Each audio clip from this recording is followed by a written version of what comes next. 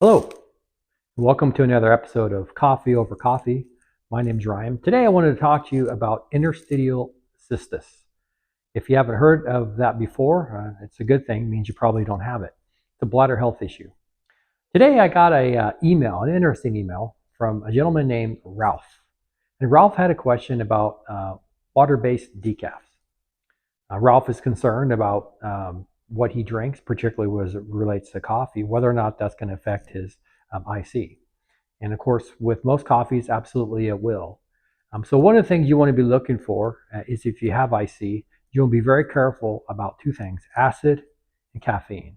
The first thing I want to talk to you first about is caffeine. Now, Ralph had mentioned what you should be looking for in terms of decaffeination processes. There's basically two processes of decaffeination, if I could boil it down to that. So the first one is chemical, the other one is non-chemical. Methyl chloride is very popular. It's been in the news lately, and that's the primary method of using of decaffeinated coffee. We won't get into that in this video, perhaps another one. Water-based decaffeination, however, is a more popular, increasingly popular method of decaffeinating coffee.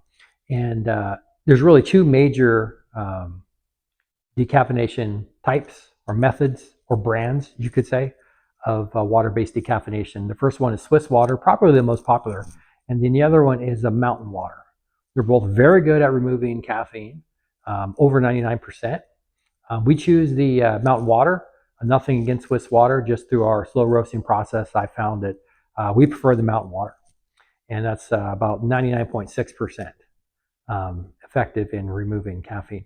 Now, the nice thing about a water processed decaf is it's very neutral in terms of flavor. So most people have a bad, they've had bad experiences with decaf over their life because it tastes really bad. And the reason why the coffee tastes really bad is because it has chemical residual flavors to it.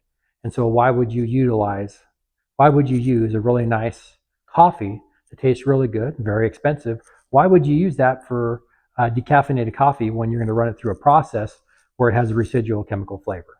So already, just based on that process, you're going to be having a coffee that is, well, not so good. Okay, now in comes the natural water, or the mountain water, or the Swiss water processing methods. They're very neutral to flavor. So when you're drinking one of these, you're actually going to be tasting the coffee. You won't have that residual chemical taste. So now those coffees have to be good coffees. So already, anytime you're looking at a water-based decaffeinated coffee, you're looking at a coffee that probably scored much higher on the Special Coffee Association's list. I'll do a video on that. Suffice it to say, there's coffees in scored in their 70s, there's coffees that scored in their 80s, there's coffees that scored in their 90s. If you're using a decaffeinated coffee going through methyl chloride, which is that chemical process, you're looking at coffee scoring in the 70s. Not so good, not so tasty. Yeah, if you're looking at a water-based process, you're going to at least be dealing with coffees in their 80s. So you're already going to start out with a better coffee. Now, the nice thing about the water process is that it's, because this water process doesn't use chemicals, you can actually utilize organic coffee. And this is really key for us particularly because that's all we do here at Mavericks is organic coffee. So now we have a processing method that starts with an organic coffee. Now, not all water-based decafs are decaffeinated, but you can have water-based decaffeinated coffees decaffeinated because number one, the process doesn't introduce chemicals, and number two, their whole process is organic compliant. So whether they choose to bring in organic coffee or not, as they run it through the process, the whole process is organic in the event that you wanted to have an organic coffee, which we do. So to answer Ralph's question, that's why we use organic coffee that's why we use water-based process decaffeinated, because we can use organic coffee, and we'll use organic coffee because we're committed to it. However, really the number one reason why we use the water-based process is because they're neutral on flavor. Because the number one thing we're looking for is we're looking for taste. We want the coffee to taste good. We want it to be a drinkable cup of coffee. We want you to get the coffee, drink it, enjoy it, and get it again. That's our goal. Okay? So the slow roasting for us gives us that flavor. And then the slow roasting for us deals with the other issue besides caffeine that people struggle with, I see, is acid. So the slow roasting method that we utilize is probably the most effective. It's the most effective one that I know of. There may be better ones out there, or there always is. As far as I'm concerned, in delivering taste and the right pH, it's a great way to do it. So now, Ralph, we've taken these organic coffees, we've had them water-based decaffeinated, we've ran them through our slow roasting process, and so what you have is you have a coffee that's organic, it's low acid, it's non-GMO, it's decaffeinated, 99.6 or greater. So if you're having an issue with interstitial cystitis, this is what I would recommend. Wherever you go to get your coffee, make sure it's organic and start with the decaf. Now we have people that can drink decaffeinated coffee, and we have people that can drink regular coffee that have interstitial cystitis. Everyone's medical condition will be somewhat different. Next, you want to be looking for the pH. Okay? Make sure the coffee you get is organic. Make sure that it's a water-based processed decaffeination, either Swiss or mountain water. There may be others, but those are the only two I'm familiar with, and the only two that I would even consider. Okay? So it needs to be organic, it needs to be low acid. The pH score, if you have interstitial cystitis, normally I say 5.5 for most people, but I would actually push that up to 6.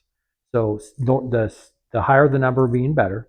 So if your coffee is not over 6, you need to be careful. If it's not water based decaffeinated, I wouldn't even try it. So for us, I recommend it to Ralph because he was interested in our coffees, is that he would look at our dark French or our decaf midnight ride. Both score above 6. The dark French well above 6. And it's an organic and doesn't have the caffeine. Now that's a great place to start if you have interstitial cystitis, is try whatever brand you choose if it meets those criteria. Try a decaffeinated coffee first. Try one of their darker roasts, which is going to typically be a higher pH score, which means the lower in acid. And so that'll give you, like for us, that'll give you the best possible scenario. For us, it's going to be our decaf dark French because it has all of those things that I've just mentioned, and it's by far the lowest in acid, and it's still going to taste like coffee. So if you have interstitial cystitis, those are the criteria that I would recommend. Organic, got to be organic because you don't know what's in the coffee. Got to be organic, got to be water processed. Start with the decaf because you may not be able to have caffeine, whether you know or not. Start with the decaf because they're water processed, decaffeinated, and in our case they're slow roasted. You won't hardly notice the difference. In fact, I can't even tell the difference really between our dark French and our regular dark French. Those water processed decafs are very neutral, and when we slow roast them, you'll get the flavor. Ralph, I hope that's helpful to you. I did respond to you in email, but hopefully I brought up a few other things that might be useful to you and to those out there watching. I thank you. I hope this episode of Coffee Over Coffee was helpful to you. Please write me. You can chat online. You can send me an email. You can phone, and I'd be happy to talk with you. If you have a suggestion for a video, please make that in the comments below, or just call me. And if you're not subscribing to this channel, I would recommend you do that. We're going to be covering a wide range of issues. Some days we'll be brewing, some days we'll be roasting, some days we'll just be sitting here coffee over coffee. Thank you. Have a good day.